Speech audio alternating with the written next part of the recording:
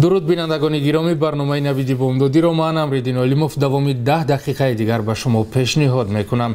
امروز سه‌شنبه 1 ایون است و ساعت در دوشنبه 11. نخست سرخط خبرهای امروز. گروه از خوانندگان مکتب در دوشنبه خود را از آشیانه سیوم پرتافتند. در سوختار یک نقطه فروشی سوزشواری در ناحیه جلال‌الدین بلخی 9 نفر زخمی شده است. در دهه خوجه اعلی ادعا کردند که یک درون را از بین بردند.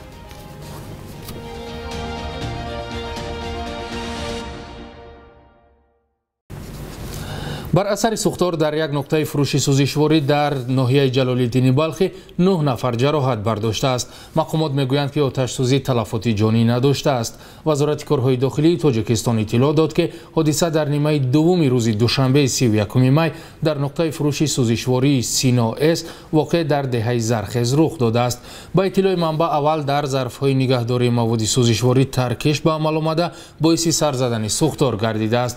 وزارت کارهای داخلی تاجیکستان میگوید که در این حادثه 9 نفر جراحت میانه و سبک برداشتند. سبب ترکش ظرف‌های نگهداری مواد سوزشواری که باعث سوختار شد کارناشایم گردیدن مکانیزم سرپوش، اخراج هوای فشرده شده سوزشواری در ظرف موجود بوده گفته شده است. حجم خسارات از این آتش سوزی تا به حال معین نشده است و مقامات میگویند که تحقیقات ادامه دارد. ترکش در نقطه فروش مواد سوزشواری در ناحیه جلال‌الدین بلخی در حال است که روز 20 می بر اثر صدمه یک ماشین حامل مواد سوزشواری در ناحیه دیوشتیج 2 نفر جراحت برداشتند.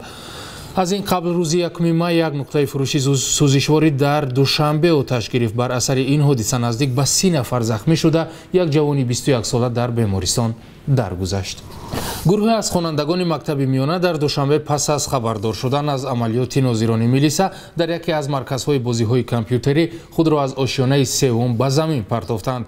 با اطلاع دریافتی چند از آنها مجروح شده، کمش 1 نفر در بیمارستان بستر است. آموزگاران و والدان در این حادثه یکدیگر را گناهکار میکنند. دادستانی پرونده مأموری کشیده است. حادثه روز 26 می در ناحیه فردوسی پایتخت در نزدیکی بازار کاروان روی داده است. مرکز بازی‌های کامپیوتری در آشیانه سوم یک بینای بسیار طبقه جایگیر است و حالا به درش مهر زدند. شاهدان گفتند کمش 7 خواننده مکتب با هدف گریختن از تیرزه مرکز خود را پرتافته در نتیجه پای و دست، سر و قبرغه‌شان جراحت برداشته است. یک خواننده صنف 9 مکتب رقم 5 پایتخت یکی از آنهاست که میگوید از ترس ماموران میلیسا مجبور شد خود را به پایان پرتاید. وی از پشت سر زخم برداشته در شفاخانه استقلال معالجه میگیرد. مصاحبه ما روز 31 می گفت در را از داخل محکم کرده بودیم. سخت گفتند دیدیم که میلیساها در پشت درند. همراه من 7 نفر از همصنفانم بودند. میلیساها یک بار دیگر ما را در چنین جای داشته بودند. گفتم از تیرزه میپرم، وقتی که به هوش آمدم در بیمارخانه هستم. رستم نورماتوف معاون مدیر مکتب رقم 5 در دوشنبه گفت حادثه پس از ساعت درسی شده است و در این قضیه بیشتر والدان را گناهکار دانست. محمد باقیف، یک مسئول خدمات پیشگیری از حقوق ویرانکنی نابالغان در ناحیه فردوسی میگوید از حادثه آگاه است اما تفصیلاتش را نمیداند. او تاکید کرد که کارمندان پلیس ریدهای نقشه‌ای میگذرانند و اگر وارد کدام مرکز کامپیوتری شدند پس بر اساس همین نقشه است. پیشتر نیز در پی سنجش و عملیات مقامات در مرکزهای بازی‌های کامپیوتری فرار جوانان و رخ دادن هر گونه حادثه‌های ناخوش وجود داشته است. ماموران میلیسا میگویند بارها به صاحبان مرکزهای بازی‌های کامپیوتری، بوکمیکری و اینترنت کافه‌ها هشدار دادند که خوانندگان مکتب را راه ندهند. بعضی از مالکان مرکزهای بازی‌های کامپیوتری میگویند نظارت پوره وضع را ندارند.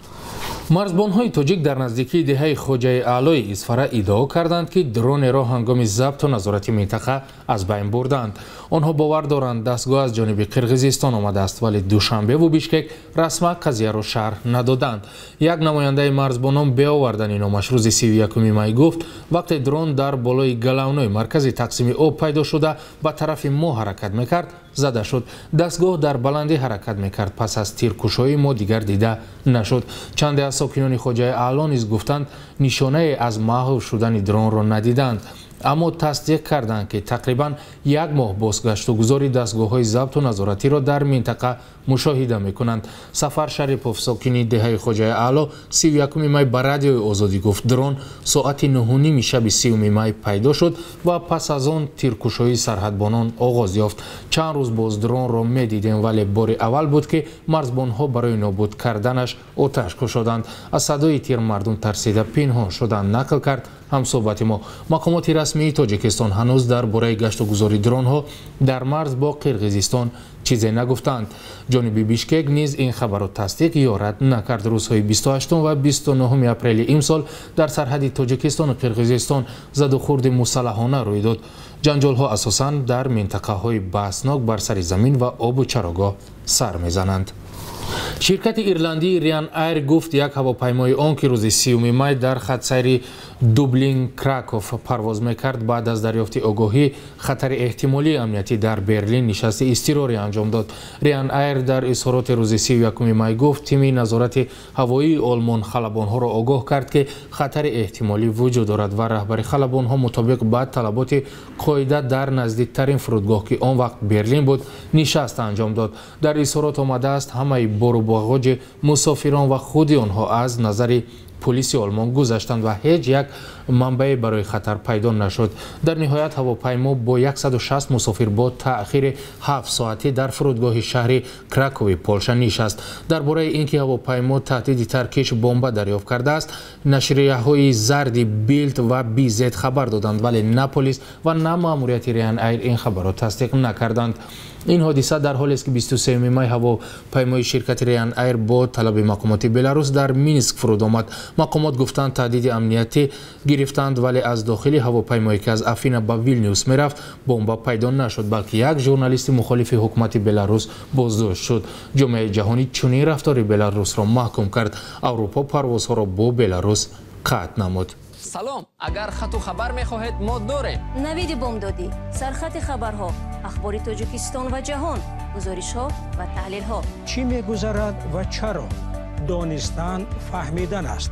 ضمیمه یا اپ ما را بگیرید. در بخش یک روز در تاریخ همکارم خیرامان بقازاده شما را با مهمترین تحولات تاریخی روز 1 ایون شناس می‌کند.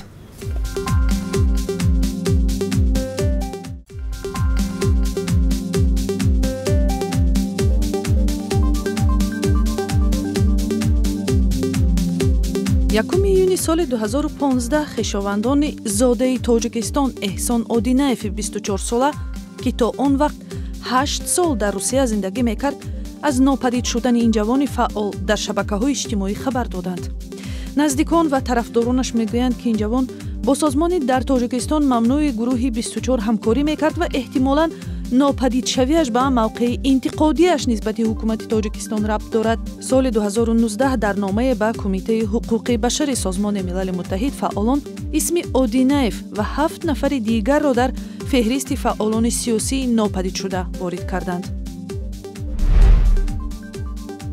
1 ایون سال 1896 در شهر خوجند عبدالله رحیمبویف تولد شده است که سال 1933 رهبری تاجیکستان شوروی شد. تاجیکی که 30 دکبر سال 1922 پیمان تأسیس اتحاد شوروی را امضا کرده است از جانب بعضی تاریخ‌نگاران با آن ابدار می شود که برای در قلمروی کشورهای دیگر ماندن شهرهای تاجیک نشین مساعدت کرده است. جانبداران او باور دارند که عبدالله رحیمبویف قربانی رژیم استالین شده سال 1937 به قتل محکوم گردید. بعد 80 سال نیم پیکرش در میدان ستاره‌های خوجند جایگیر شد. روز 1 ایون در تاجیکستان از دوران شوروی عادت شده است که همچون روزی حمایت از کودکان تجلیل شود. تخمینا نصف اهالی تاجیکستان کودکان می باشند و در این روز به افتخار آنها عادتاً چاره‌بینی و معرکه‌های مخصوص برپا می شود.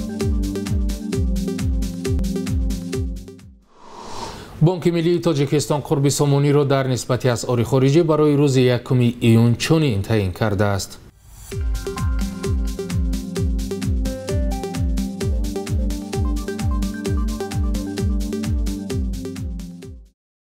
شما برنامه نوید بامدادی را در پیشنهاد من امریدین عالیموف تماشا کردید. خبرگزارش های تازه را می توانید از سامانه ما azadi.org و صحیفه های ما در شبکه‌های اجتماعی پیدا کنید. تا برنامه های بعدی، خداحافظ.